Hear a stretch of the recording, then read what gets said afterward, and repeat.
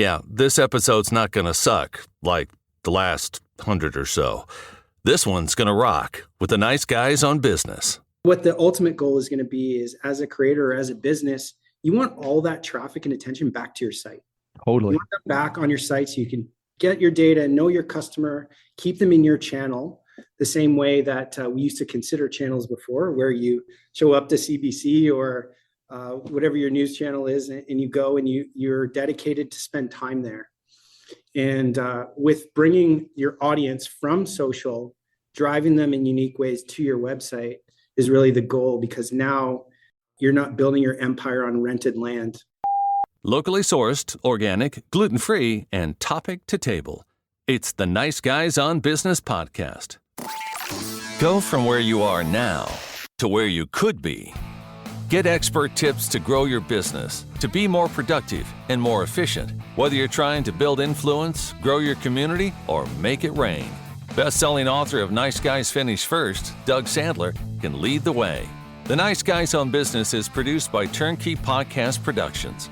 Now, here's your host, Doug Sandler.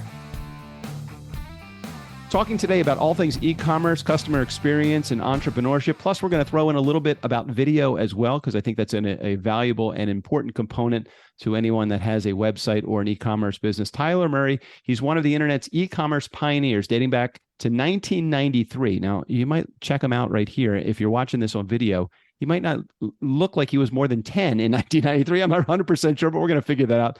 With too many name brands to mention them all on a short list, but I will mention a few: Nike, McDonald's, Drake, just a few of the small names in the world today.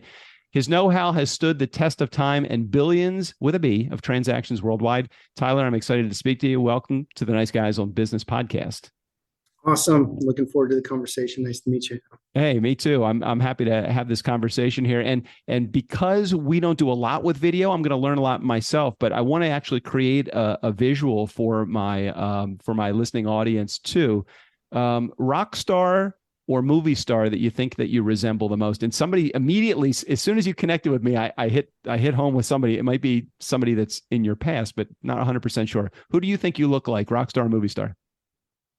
I've heard both. I've heard Bon Jovi. I've heard Brad Pitt. Both are very generous, so we'll see. I don't know. No, I got it, man. Those are two. They weren't one of the two that I had. I had Bryan Adams in my brain. Have you ever got? Well, fellow Canadian, we love Bryan Adams. Nice. Well, you got the leather jacket that resembles the Bryan Adams attire. For those of you in our community that have never heard of Bryan Adams, just ask your parents. they'll tell you who he is. That's just to show you some of my age there. Absolute legend. Yeah, totally. Let's get into it here. They say success leaves clues, and I'm really curious if you could share something that you think has been your trademark clue that you have left behind, Tyler. My mantra is to follow the kids. And what I mean by that is, the power of the generation that we can see, watch, and adopt, and the one that's coming through is led by the generation below you, and sometimes much below you. When you watch kids and young people, you can consider kids to be anything, but young people in particular, you get to see how they interact with things, how they use things, how they think. And most of the time, as those kids develop and grow, those early behaviors just get completely amplified.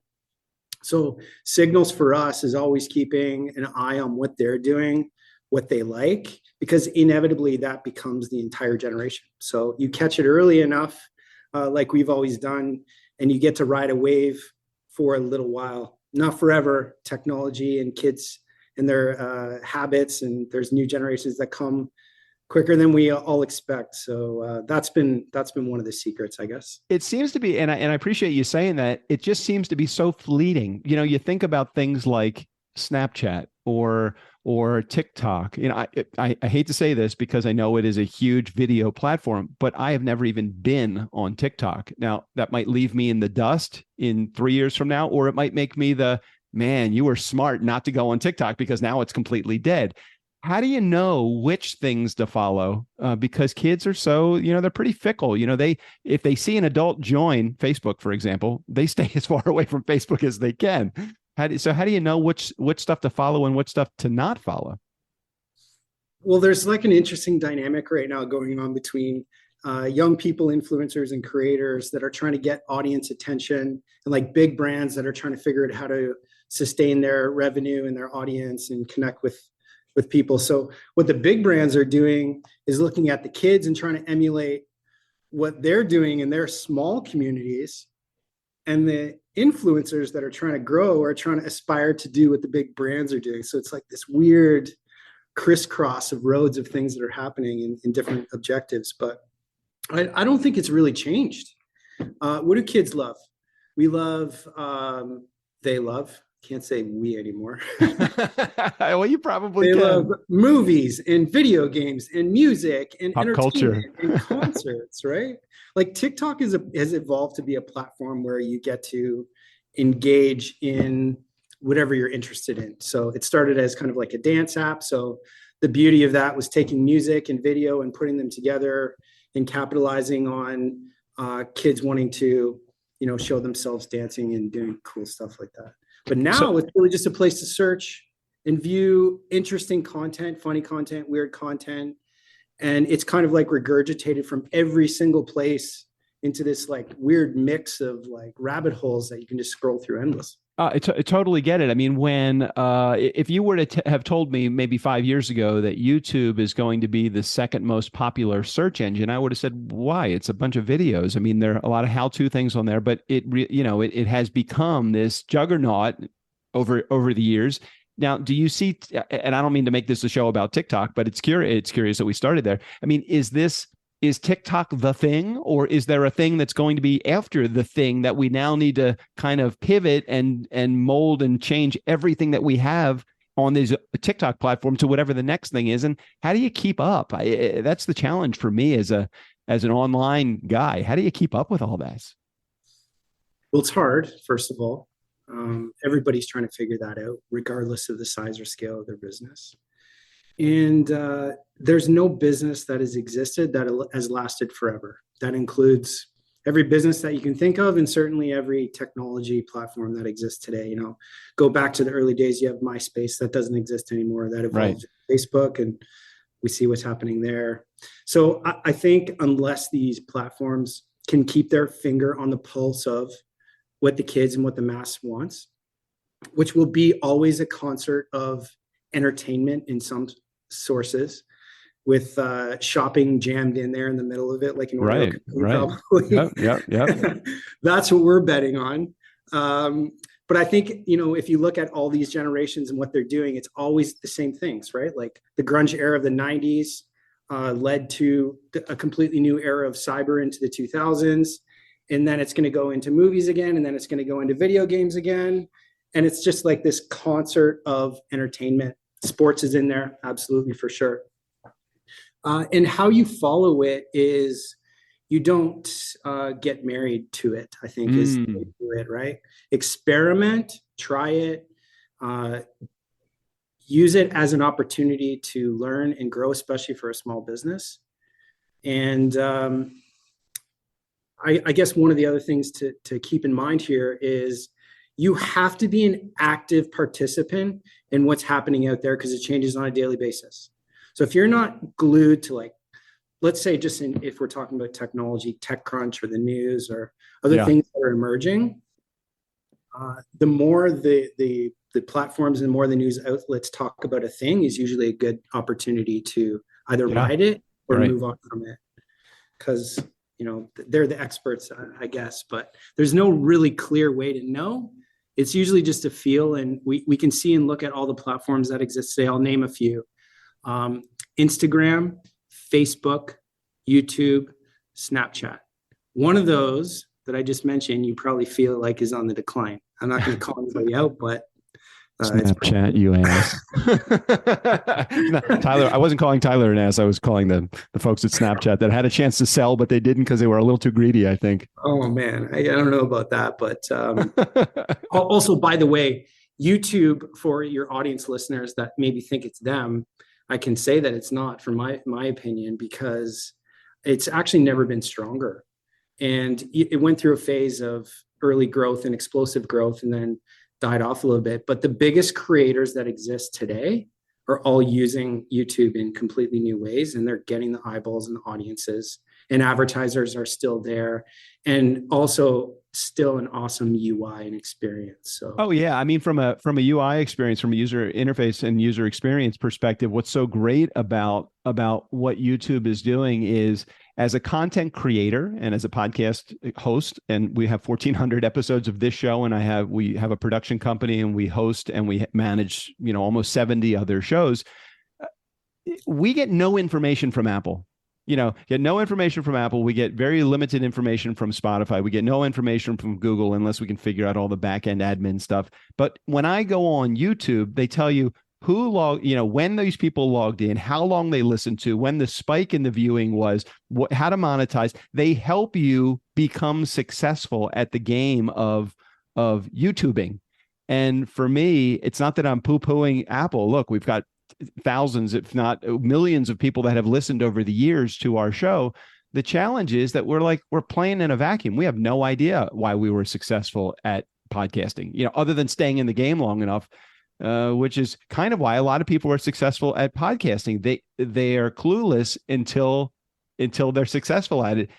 I can't pinpoint one specific thing that has made me a successful podcaster. And I think that in other worlds, that wouldn't work out well. Mm-hmm. Well, you're right on. There is a black box, this vacuum between the big platforms where you have to go and show up and tell people what you're up to and blast your megaphone. But the ultimate goal is to get them back to your site or your own channel. Right. And that's the thread that we're pulling on. Is there is an amazing megaphone that already exists in the platforms, and they're going to fight that war for till the end of time. There's always going to be a new platform on a new device with a new thing, with new content that people are going to go get. But what the ultimate goal is going to be is, as a creator or as a business, you want all that traffic and attention back to your site. Totally. You want them back on your site so you can get your data, know your customer, keep them in your channel, the same way that we used to consider channels before, where you show up to CBC or whatever your news channel is, and you go and you're dedicated to spend time there. And with bringing your audience from social, driving them in unique ways to your website is really the goal, because now you're not building your empire on rented land. My business. Love it, man. You're preaching to the choir. We have launched over the last 7 or 8 years 300 podcasts, of which many of them have stayed with us as production clients. And one of the things we always share is, and pardon my French here, my expression, Apple doesn't need any more of our fucking business. They don't need our traffic. Let's send the traffic. Instead of us promoting an Apple link for somebody to go and tune into our podcast, have your podcast live on your website as well. Why not have a little mirror on your website that gives you access to that information? And that's where all your goodies exist. So for me, it's not just where my podcast lives, Nice Guys Home Business. It's also where, hey, are you thinking about launching a podcast? Well, you might want to click this link and do what Strick and Doug have done to be successful at podcasting. It makes the most sense. Why people don't fucking get that, I have no idea. So tell me, and that brings us to a really good point here. Tell me a little bit about GhostRetail, how it works, and how you actually help people with that interface, and also with making that experience a positive one once somebody gets to your website. Well, the core of the whole entire thing of everything we do is a fundamental belief that this antiquated, boring click and browse and scroll experience that we've developed the entire website universe into, every .com, every .io, every single domain name that exists, when you go to that domain name and you're shopping and you're having that experience, or browsing and having that experience, it's the same exact experience that you've had since the internet first was created. So the cookie cutter model of what the website is today, with billions of websites that exist, trillions maybe, all of them look, feel, act the same. And what we actually get to do is that on these own channels that we want people to come from, we're taking them from this highly interactive social space, saying, tell me about yourself. And then when they get to the website or the place that you want them to come, it's kind of like yeah, they go from an Instagram or TikTok environment to your website, and I'm like, meh, meh. And the website is actually the most technologically advanced interactive medium we have today, and we're still treating it like a newspaper. Mm-hmm. So what we believe in is that the online experience or the human experience really matters when we're looking and getting people to come to our house. So brands are really okay with having their website look ho-hum and look the same way it always has, but they would never show up that way if they had a retail location. Okay. Right? If you had 1,000 people coming into your store every 10 minutes, which is what they get online, what would you do if you had that traffic in your house? And what we've discovered is that to evolve that point and click experience, we believe in human interaction. We also believe in the power of live video and video as a whole. When you bring live video, especially to your own channel on your website, and you're connecting with customers, either grandstanding by broadcasting to thousands or millions of people with a live stream, you're sharing shoppable videos on your website that you're pulling from where you're posting them online, TikTok, Instagram, Snapchat, everywhere. And you bring that video experience onto your site to make it feel engaging, interactive, social, using content that doesn't disappear in 5 seconds. Right. And for the most personalization, having one-on-one customer experiences where if someone has a question about a product, say you're shopping for Nike shoes, and you have questions about that product, we're asking customers now today to look at pictures, videos, descriptions, read thousands of words to get them to finally buy the product. When what you actually want is to connect instantly live in store with someone who knows what they're talking about, see and view the product that you're wanting to buy in real time on live video, and easily check out. And that's the experience that we're facilitating and see as the future of the next 5 to 7 years of the evolution of e-commerce and the evolution of online.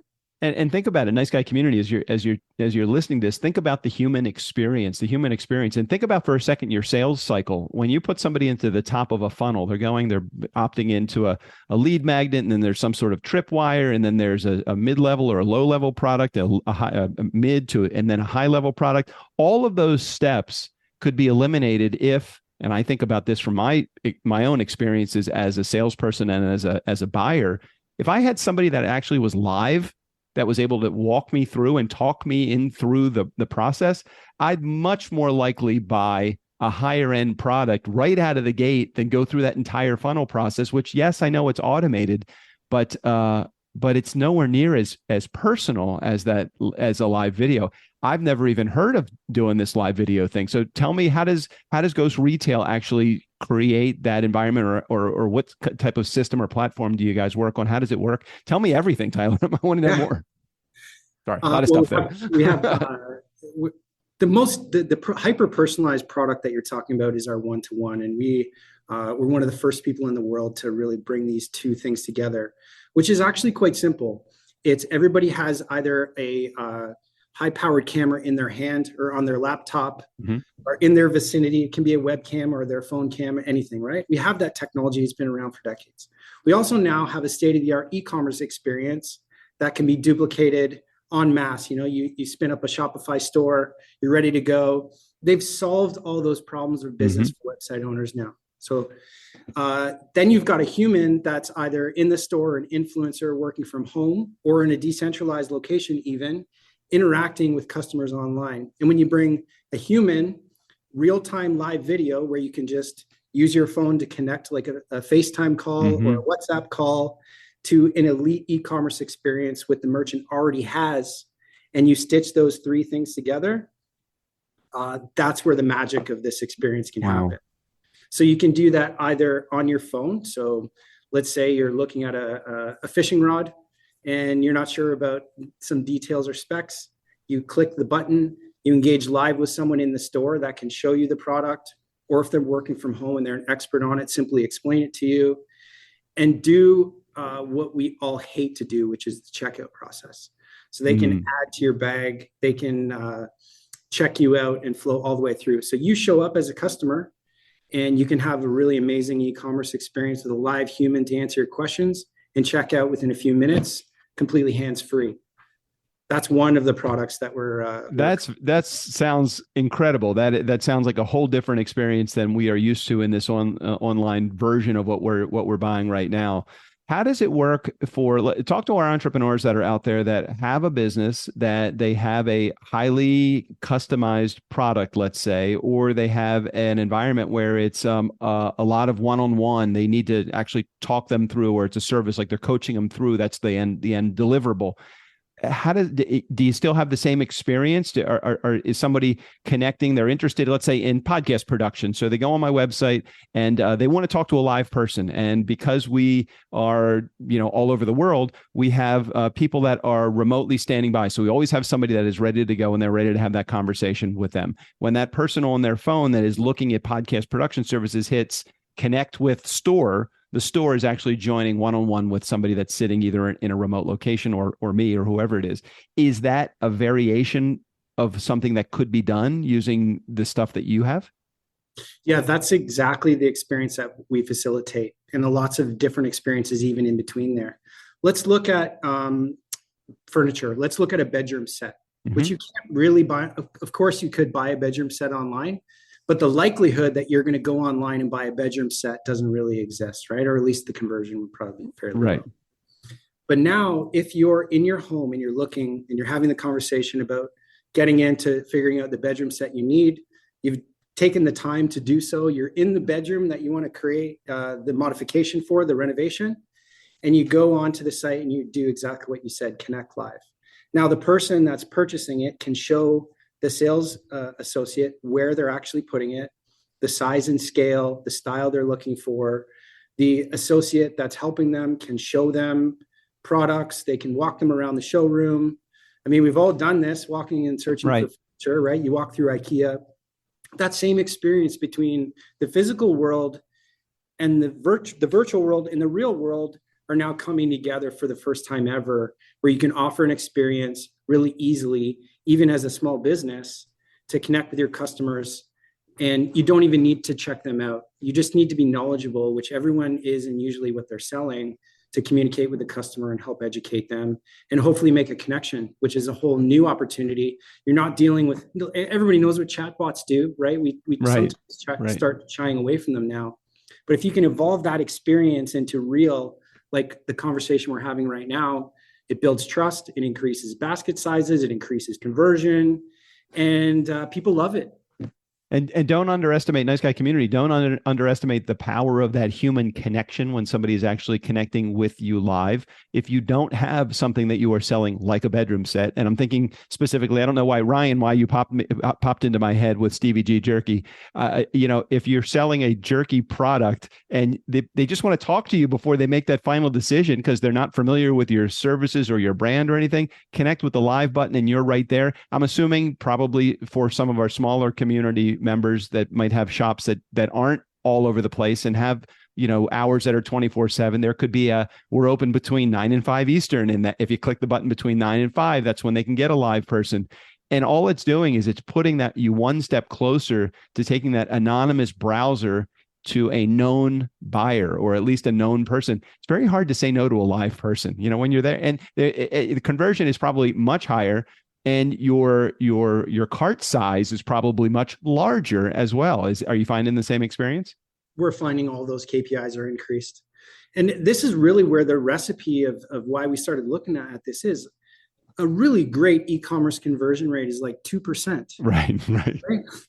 So 2 out of every 100 people that come to your store are going to buy.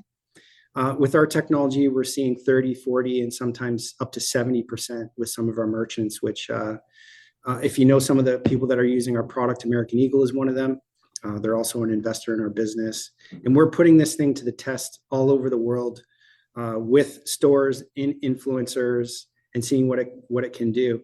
The case that you mentioned before about the jerky, think about that from a wholesale standpoint, right? That's probably a wholesale business where you need to get buyers to understand your product, right? Right. Get all of your wholesalers, the people you have an opportunity to sell to come and talk to you and buy in bulk because you are the best at what you do and you have a great product and people can build that trust. Right now, table stakes is having a great e-commerce experience, right? So if a million other customers have a great e-commerce experience and that's table stakes, what are you doing differently to get your customer and to have your product out in the world more? And it can't be just micro tweaking your A/B testing on a banner. Totally get it. I love it. Tyler, I so appreciate you sharing your message and your expertise. We didn't get into a lot of all of the full range of stuff that GhostRetail does. Why don't you tell our listeners how they can get a hold of your group if they want to get more information about all of the full range of things that you guys do? Yeah, we want to get all the merchants and small businesses and people out there trying and experimenting with video. That can be video you're already posting, live streaming, one-to-one like we dominated this conversation with, and I probably talked too much, but no, man, that was great. Lots to talk about on the next show. Check out ghostretail.com. That's our home. You'll find a lot of interesting facts, blogs, and information about our vision and how we're helping merchants reach customers in completely new ways. Yeah. And for Nice Guy community, if you want to understand a little bit more about how the platform works and how it actually integrates with the system that you have in place, do you need a completely new website? Can you plug it into an existing website? All of that stuff, just reach out to Tyler's team and you guys will all get it straight and understand exactly how you do this and how it can actually benefit your company. Tyler, man, thank you so much for sharing your information and your expertise on the show today. My pleasure. Nice Guy community, never underestimate the value of nice or the value of having a look just like Brian Adams. Special thanks to our guest, Tyler. All of his information, including access to GhostRetail, will be right there. He's playing his guitar. Play us out. Play us out. Steve O'Brien, go ahead and take us out of here. For the Nice Guys on Business, I'm Steve O'Brien. Fill up your week with the Nice Guys. Haven't they run out of people willing to talk to them yet?